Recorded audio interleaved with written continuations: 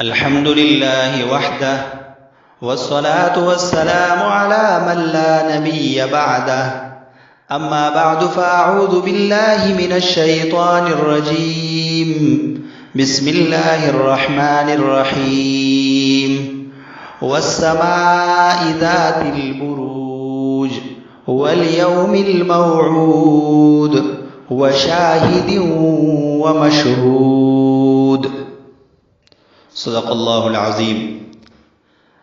سامعین محترم، ان آیات مبارکہ میں اللہ تعالیٰ نے چند چیزوں کی قسم کھائی ہے۔ آسمان کی قسم جو برجوں والی ہے، قیامت کے دن کی قسم اور عرفہ کے دن کی قسم اللہ تعالیٰ نے کھائی ہے۔ اللہ تعالیٰ کے علاوہ کسی انسان کے لیے غیر اللہ کی قسم کھانا جائز نہیں۔ اگر کوئی قسم کھانا چاہے تو وہ اللہ تعالیٰ کی نام کی قسم کھائے گا۔ اللہ تعالیٰ کے علاوہ کسی اور چیز کی قسم کھانا جائز نہیں۔ مثلا نبی کی قسم، کعبے کی قسم، اس طرح کی قسمیں کھانا جائز نہیں۔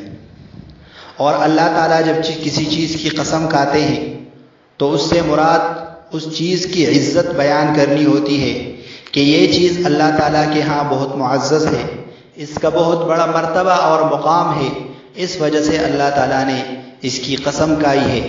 ان آیات مبارکہ میں اللہ تعالیٰ نے جہاں اور چیزوں کی قسم کھائی ہے، ان چیزوں میں سے ایک عرفہ کا دن بھی ہے، اس کی بھی اللہ تعالیٰ نے قسم کھائی ہے۔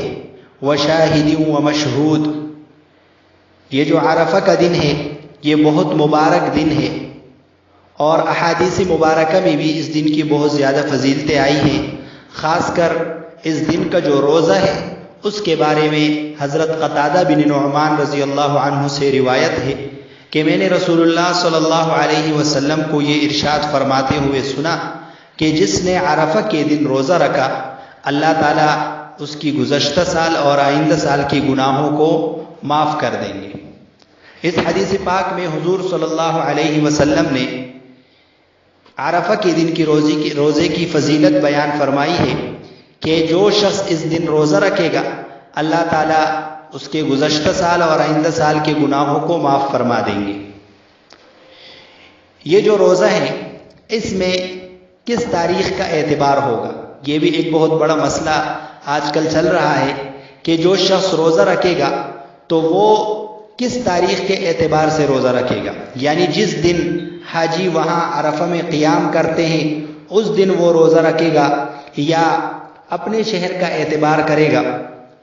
تو اس مسئلے کو آپ خوب سمجھیں۔ روزہ دار کے شہر میں 9 ذی الحجہ جس دن پڑے اسی دن روزہ رکھا جائے گا۔ عرفات میں حاجیوں کے قیام کے دن کا اعتبار نہیں کیا جائے گا، بلکہ جہاں یہ روزہ رکھنے والا رہ رہا ہے اسی دن کا اعتبار کرے گا، اور اس کے شہر میں جس دن ذی الحجہ کی جو 9ویں تاریخ ہے وہ پڑے گا تو اسی دن وہ روزہ رکھے گا، اور عرفات میں حاجیوں کے قیام کے دن کا اعتبار نہیں ہوگا، بلکہ ہر شہر میں ہر ملک میں جو جہاں رہ رہا ہے وہاں کی تاریخ کا اعتبار کیا جائے گا۔